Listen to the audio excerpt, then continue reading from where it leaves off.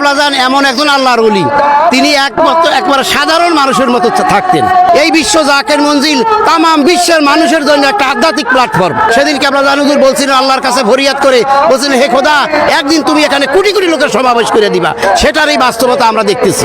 প্রথমে বলছি আমি বিশ্ব অলি খাজা বাবা ফরিদপুরি কেবলাজান হুজুরের মহাপবিত্র 25তম বিশ্ব উরস শরীফ, এবারের উরস শরীফ বিগত 24 বছরের এই উরস শরীফের চেয়ে এবারের উরস শরীফ একটা ব্যতিক্রম ধর্মী উরস শরীফ, যেটা আমাদের আগামী দিনের ভবিষ্যৎ বিশ্ব জাকের মঞ্জিলের একমাত্র মুখপাত্র তৃতীয় মোজাদ্দেদ খাজা মিয়াজ হাসান মুজাদ্দিদ বলছেন যে এবারের উরস শরীফ সর্বকালের সর্ববৃহৎ উরস শরীফ উদযাপিত হবে। তার এই নমুনা আজকে যে শুক্রবারে এত লোকের আয়োজন খাজাবার এই উরস শরীফের প্রথম অনুষ্ঠানের, এটা একটা আশ্চর্যজনক ঘটনা। কারণ কেবলাজান হুজুর এমন একজন মহান অলি যে তার তাজ্জুদ শক্তি সারা পৃথিবীতে আকাশ বাতাস প্রকম্পিত হইতেছে। কারণ কেবলাজান হুজুর বলছেন বাবা, যেই উরস শরীফ আজমির শরীফ হইতো, যেই উরস শরীফ সেরেন শরীফ হইতো, যেই উরস শরীফ বগদাদ শরীফ হইতো, আল্লাহ পাক দয়া করিয়া সেই উরস শরীফ বিশ্ব জাকের মঞ্জিলে দান করেছেন। এটা হলো এই জাকেরানদের একটা নিয়ামত।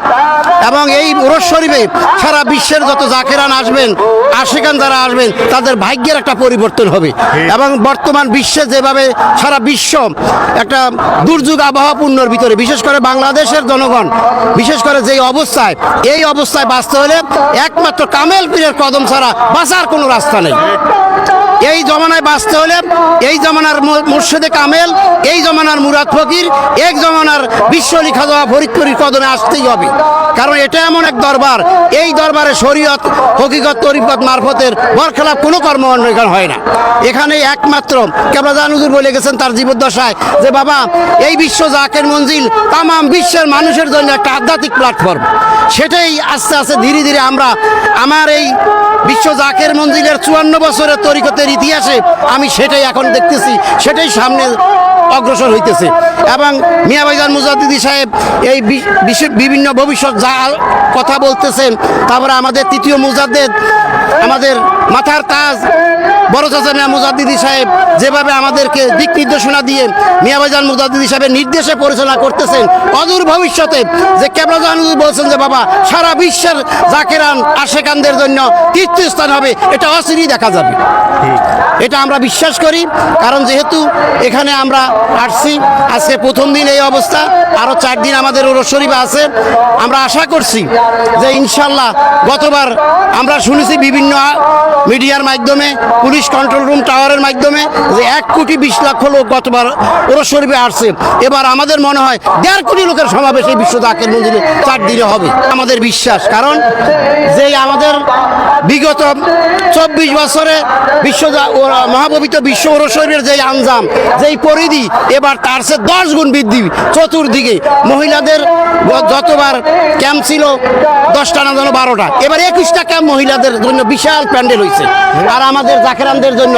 এবং আরেকটা সৌন্দর্য যেটা মিয়া ভাই চাচা মিয়া বলছেন, আমি এমনভাবে আলোকসজ্জা করব যে দিনে রাত্রি আপনারা বুঝতে পারবেন না। তারই আজকে প্রথম জাকের অনেক জাকের ভাইরা বলতেছে যে আমরা এইরকম যারা বিগত 10 বছর 12 বছর 15 বছর যে উরস শরীফ দেখেছি, এবারের মতো এত সুন্দর পরিবেশে, এত সুন্দর আলোকসজ্জার মাধ্যমে উরস শরীফ আমরা দেখিনি। কেবলাজান এমন একজন আল্লাহর ওলি, তিনি একবার সাধারণ মানুষের মতো থাকতেন।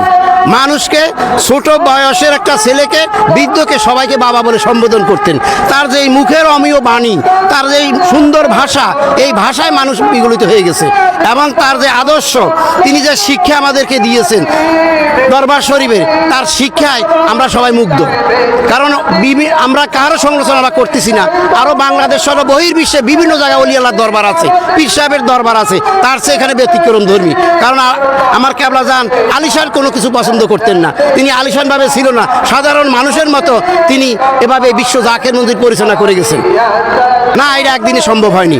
এটা হুজুর কেবলাজান এই বিশ্ব জাকের মঞ্জিল বাংলা 1354 সাল, ইংরেজি 1947 সালে এই বিশ্ব জাকের মঞ্জিল তখন ছিল না, জাকের ক্যাম্প হিসাবে প্রতিষ্ঠা হয়েছে। কেবলাজান হুজুর তখন 3 জন লোক নিয়ে এখানে নামাজ আদায় করেছিলেন। সেদিন কেবলাজান হুজুর বলছিলেন আল্লাহর কাছে ফরিয়াদ করে, বলছিলেন হে খোদা, একদিন তুমি এখানে কোটি কোটি লোকের সমাবেশ করে দিবা। সেটারই বাস্তবতা আমরা দেখতেছি।